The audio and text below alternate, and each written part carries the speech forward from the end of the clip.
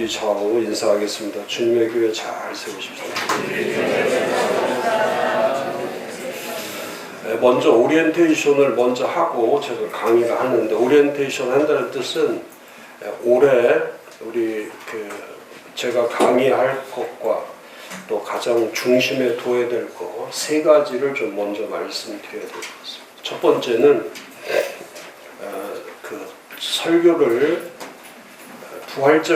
부활절까지가 꼭 13주입니다. 주일이 13번이 있는데 종료 주일까지 12번에 걸쳐서 교회관 포맷 12시리즈, 교회관 포맷 12시리즈. 그래서 제목하고 본문은 이미 다 보내드렸고, 못 받으신 분은 간사한테 신청하시면 본문이, 제목하고 본문이 나가 있고, 근데 이번에 제가 12편의 교회관에 대한 포맷은 한마디로 표현하면 그거죠. 2024년에 어떤 교회를 세울 거냐, 어떤 교회를. 올해는 큰 이슈가 로잔대회죠. 한국에서 있는 로잔대. 9월달에 있는 이 로잔대회의 가장 큰 목표는 교회죠. 교회입니다. 그래서 사도행전이 이번에 주제 성경인데, 사도행전. 그래서 전 세계 교회들이 사도행전으로 주일날 말씀을 전해라. 이게 이제 로잔 대회의 주 목표죠. 그러나 우리는 이미 사도행전을 지금 로잔 대회를 이끌고 가는 그런 메인스트림이 선교론적 사도행전을 얘기하고 있는데, 우리는 선교론적 사도행전을 말하는 게 아니고 그동안 해왔던 것이 전부 다 선교론적 사도행전이었는데, 저희는 교회론적 사도행전이라고 하는 새로운 패러다임을 설정하고 가는 거죠. 교회론적 사도행전. 엄청나게 중요합니다. 교회라고 하는 거는 모델이 있어야 되죠. 반드시 모델이 있어야 돼요. 근데 그 모델이 성경적이어야 되는데, 성경적이라는 뜻은 뭐냐면 그 모델이 하나밖에 없다는 뜻이에요. 모델이 여러 가지가 나오면 그건 모델이 될 수 없죠. 그건 변형이 되는 거죠. 그러니까 그 모델의 가장 중심이 되는 것이 사도행전적 교회의 모델이죠. 사도행전적 교회의 모델. 그럼 사도행전적 교회의 모델의 제일 중요한 게 뭐냐? 첫 번째가 교회관입니다. 교회관, 교회신앙, 교회론. 그래서 사도들이 가르친 교회, 사도들이 가르친 교회가 중요하죠. 그래서 작년에도 제가 특강할 때 12가지 교회 신앙에 대해서 특강을 한 적이 있습니다. 그것도 한 3개월 이상을. 우리 교재에 있죠. 88페이지 이후에 보면은 12교회 신앙이라고 하는 올해 많이 가르쳐야 될 거죠. 교회관, 교회 신앙에 대해서 많이 가르치셔야 돼요. 제가 어제부터 지금 서울 신정동에 있는 신광교회에서 어제부터 수요일까지 집회 중인데, 이번에 말씀 사경의 가운데 작년에 제가 부탁받기를 그 목사님이 올해나 내년에 이제 은퇴하시기 때문에 은퇴하기 전에 마지막 집회를 교회론을 가지고 한번 해주시면 좋겠다. 근데 그 교회론이 성도용 교회론이 아니고 목회자용 교회론으로 한번 해주시면 좋겠다. 그래서 제가 그야말로 목사님들에게 가르치는 것과 똑같이 이제 어제 해봤어요. 근데 하나도 못 알아듣더라고요. 중요한 건 하나도 못 알아듣더라고요.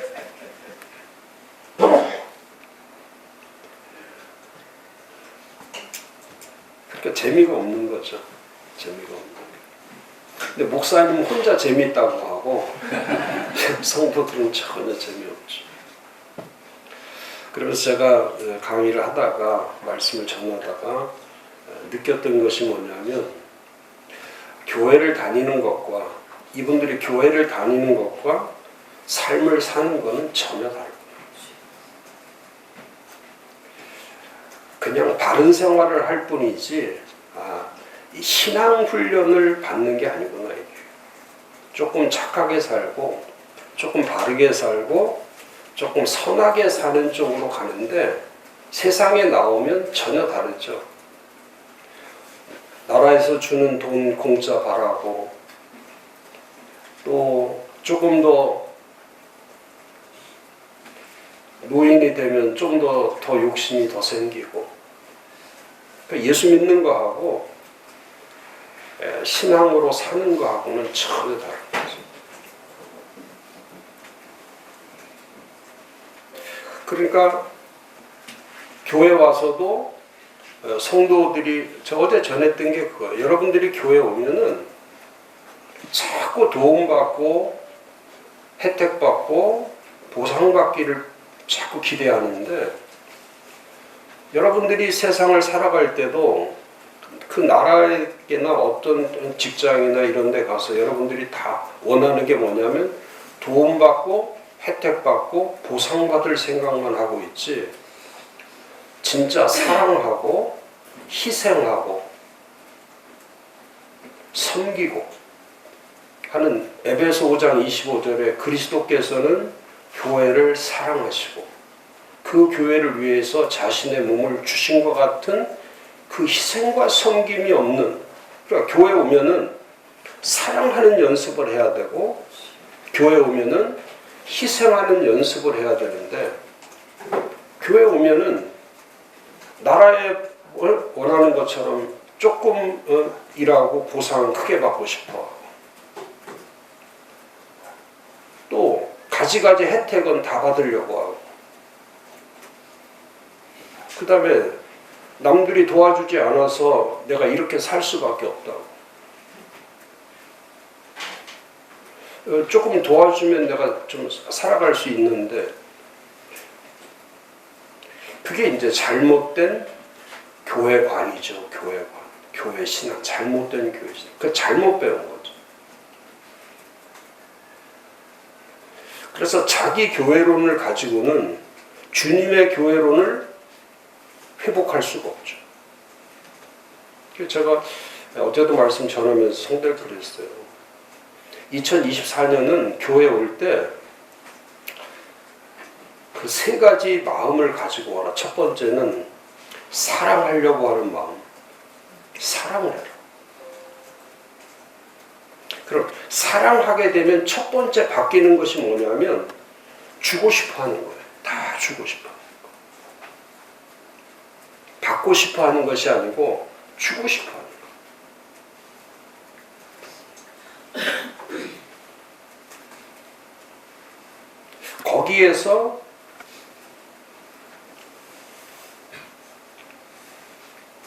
하나님의 은혜가 임하는 거죠.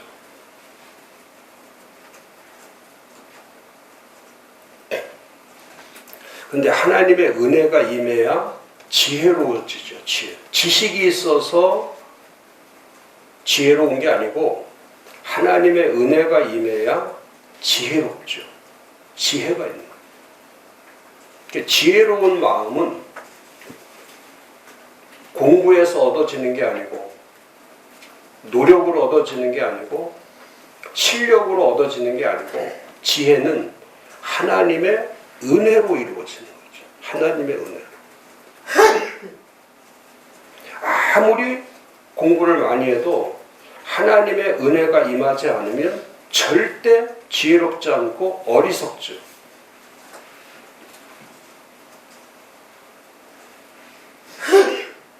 아무리 좋은 대학을 나와도 아무리 공부를 많이 해도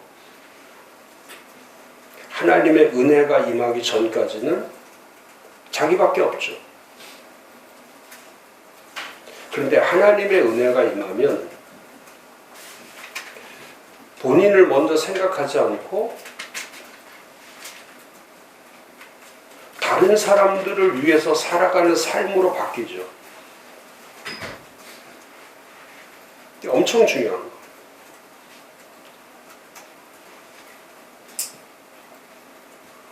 그러니까 지혜롭지 못하다는 뜻은 하나님의 은혜가 떠난 거죠. 하나님의 은혜가 떠나면 지혜가 없어져요. 멘붕이죠, 멘붕.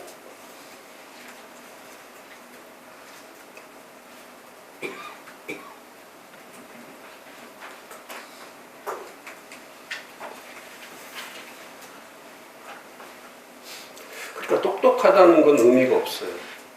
똑똑하다는 것. 또 열심히 한다는 것도 의미가 없습니다. 먼저 하나님의 은혜가 임하지 않으면 아무것도 할 수 없어요. 그래서 저는 부활절 전까지 12주 동안 교회관인데, 이 교회관이라는 것은 뭐냐면 우리가 지금 알고 있는 교회가 아닌, 우리가 지금 알고 있는 교회, 교회는 이럴 거야 라고 하는 그런 교회가 아닌 성경적 교회가 뭐냐, 그 성경적 교회를 체질화시키는 거예요. 체질화시키는. 제가 첫 번째 설교를, 이번 7일날 설교를 예수님의 꿈을 이루는 교회, 예수님의 꿈, 우리의 꿈이 아니고 진짜 우리 교회는 예수님의 꿈을 이루는 사도행전적 교회냐, 그 뜻입니다. 사도행전적 교회냐.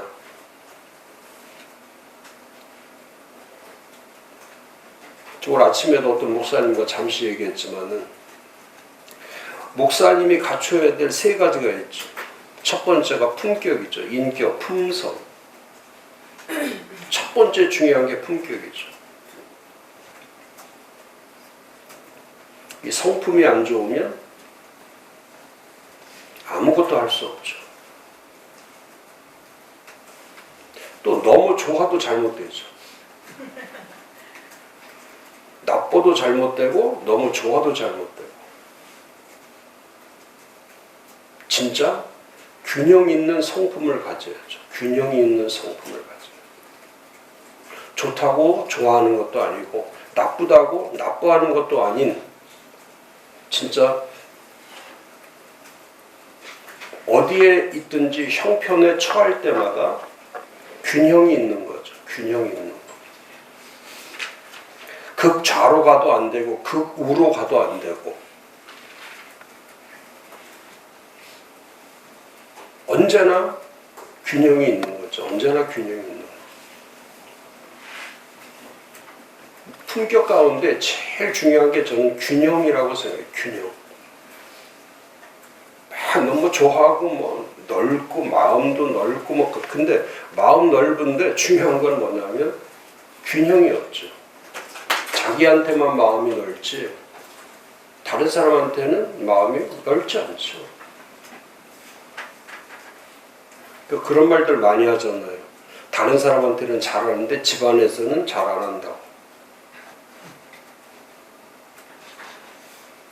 그런 경우들이 많죠.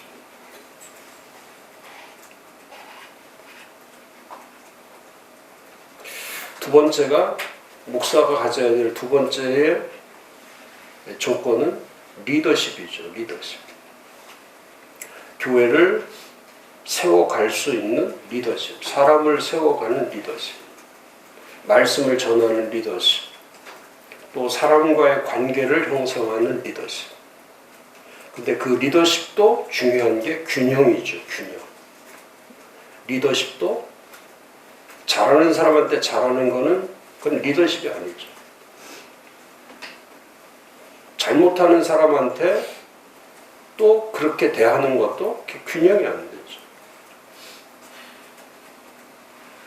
그거에 기도를 하든 삶을 살아가든 무엇을 하든지 균형 있는 리더십. 큰 사람 앞에 작아지는 것이 아니고 작은 사람 앞에 큰 사람처럼 역할을 하는 게 아니고, 큰 사람이든 작은 사람이든 차이가 없이 균형 있게 대한 그 리더십이 그게 진정한 리더십이죠. 근데 아무리 품격이 좋고 아무리 목회적 리더십이 좋아도 마지막 이 세 번째 것이 없으면 아무 소용없죠. 성품이 아무리 좋아도 또 실력이 아무리 좋은 리더십을 가지고 있어도 성령이 떠나면 그 리더십은 그 성품은 아무 의미가 없죠. 성령으로 시작하고 성령으로 진행하고 성령으로 마치는 게 그게 바로 사도행전이죠. 그러니까 사도들의 품성이 사도들의 리더십이 사도들의 그 목회적 기준이 성령에 의해서 계속되는 거죠. 성령으로 시작하고 성령으로 진행하고 성령으로 마치는 이 삼박자가 갖추어지면은 사도행전의 역사가 일어나게 돼 있죠. 사도행전의 역사가 일어나게.